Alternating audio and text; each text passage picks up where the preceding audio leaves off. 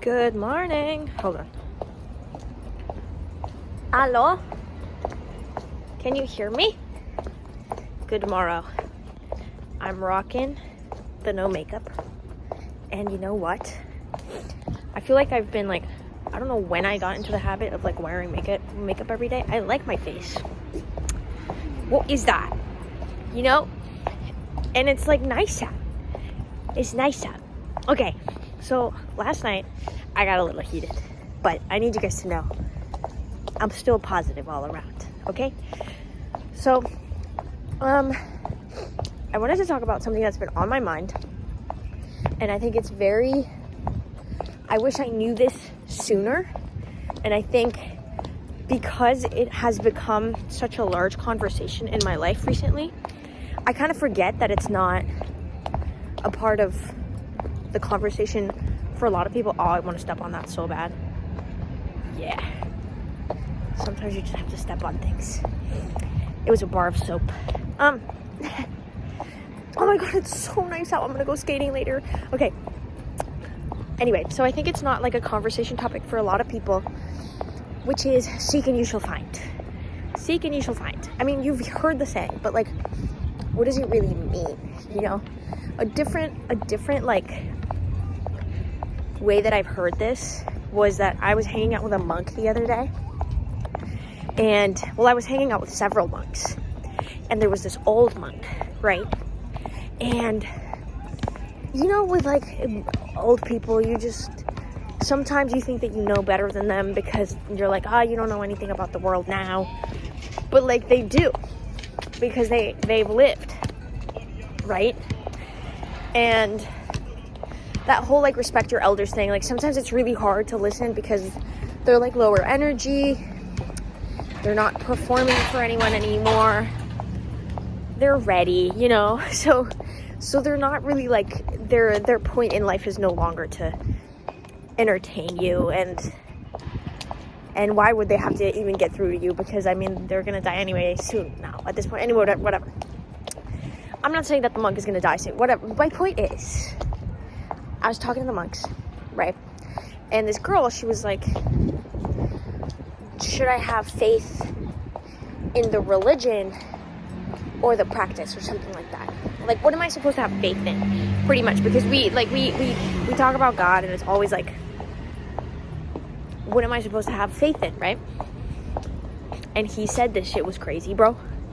He said, oh my god, I literally blanked. He said, faith is where you will find it. Faith is where you put it. Oh my god, that's what he said. He said, faith is where you put it. So whatever you have faith in, that belief is going to be cemented, if that makes sense. So basically what he's saying is, we are always looking for proof to cement the belief that we have. Not even the belief we want to have necessarily, but the belief that we already have and hold. We're constantly looking for proof, and if we have faith in that thing that we're believing in, we will always find proof to back that belief up, right? So if you believe in, I feel like God is gonna make you tune out. If you believe everyone hates me, right? Oh my god.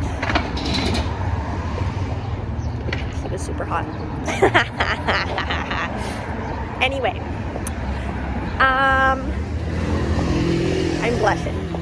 Anyway, what you look for is what you find. So, for example, if you are looking through your boyfriend's DMs, whatever, you know, as one does, because we all be doing that, right? Not really. I actually don't do that, but a lot of people do, and I don't judge them for it. You're gonna find he's of course gonna have spoken to a woman before, duh. But then it's like, if you have the belief of like, oh my god, he's gonna abandon me because everybody abandons me all the time, then you're going to automatically assume, because the belief you have and you're finding the proof that I love New York, that every time he talks to a woman that you think is attractive, that he intends to cheat on you, right? And this isn't to say that men don't cheat. Men cheat. Girl, I know. But that's like one example, you know? Another example could be, oh, nobody wants to be friends with me, whatever, right? So then you operate with nobody wants to talk to me. And when you're operating with that energy, nobody wants to talk to you because you're anxious, and that energy is like, it's not even the energy, because I feel like energy is such a magical word, right? That vibe, you can pick up on vibes, you know, that the way you're presenting yourself is anxious, right? If you believe everyone is always against me, then you will always be defensive anytime somebody confronts you about anything or says anything to you that might challenge you. And you'll take everything defensively, and then you will push people away, inevitably, right? These are all things I've struggled with. But if you start to intentionally change the faith you have in things to faith, to different kinds of faiths and beliefs that are good for you, you will find proof, subconsciously or consciously, that will always back you up. You know what I mean? So if instead of approaching your life with everybody fucking hates me, you start to try to change your mindset to I find love wherever I go, right? So if in your mind you're repeating, I find love wherever I go, I find love wherever I go. This isn't magical thinking, by the way. Like, beliefs and affirmations and manifesting or whatever isn't magical. It's just your mindset changes your tude, bro. Your attitude changes. You become more inviting. So somebody that believes, oh, I find love wherever I go, they say good morning. How are you? Because they're not scared anymore. They don't think that people's reactions are going to be inherently negative. And then when they are negative, they're still going to have that belief of like, I find love wherever I go, right? That's just going to say that's a you thing. You're an exception, but you're not the proof to my belief. If that makes sense. So this is like, if anybody has seen that like Zendaya and Timothée Chalamet interview where Timothy.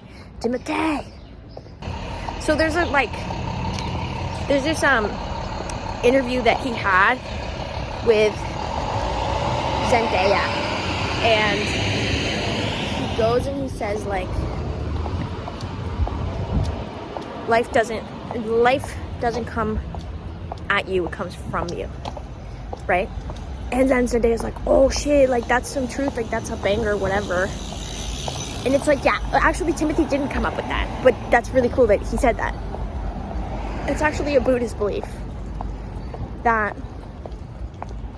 the world around you reflects the world inside of you. Now, obviously, like if you're in a war zone, that's not your fault. Okay, some people take it a little bit too far and they're like, well, if you meditate in the war zone, you're gonna be able to find, I mean, yeah, you will be. Actually, you know what, I kind of agree with it, because yeah, even if you are in a war zone, if you look for joy and happiness in everything, even in the darkest of times, you'll be able to let the light in. Like in that poem by Charles Bukowski, another link to Timothée Chalamet. Charles Bukowski has a poem called Let It Enfold You. If you guys don't know who Charles Bukowski is, he was a poet, and he's like well known. Why am I going through the sidewalk when there's literally a park and I could walk on grass right now? Hold on a minute. He was a poet, okay? And a lot of his poetry had to do with like prostitutes and drugs and being naughty, being really negative and really naughty all the time, and hating everything, right? And then at some point in his life, as in people do in most lives, he got tired of it, and he started to allow moments of peace and happiness in, right? And then he wrote a poem about it, about how he used to hate everything, and then how he started to find simple things had meaning, like a mouse or the top of his wife's head, right? And I feel like that's, not to say Charles Bukowski was a Buddhist, I don't think so, but that's what like that phrase, life comes from you, not at you, means. Yeah. Anyway, I thought this was good food for thought. I think this was a good food for thought, and I hope it helps. And I hope you look at the limiting beliefs that you have right now. Like, for example, one that I have is men are trash, right? And it's like, I'm trying to dismantle that. That's a different video, and it's an important one. But having that belief would mean that every man I ever meet or met, I would look for their misogyny, and I would search for their bigotry or their ignorance instead of the other things that men have that are actually beautiful. That that's a different video. But yeah, look at your own like limiting beliefs and then see, okay, what is the opposite belief that I can use to like battle that. And another thing that you can do, because I like it when things are practical and not just like somebody going on a rant and then giving me no tools to use that rant for. So you pick a belief, right? And then you do like one belief per week, for example, or per like 21 days, or you can switch between beliefs to work on depending on the day. Oh my god, a dog.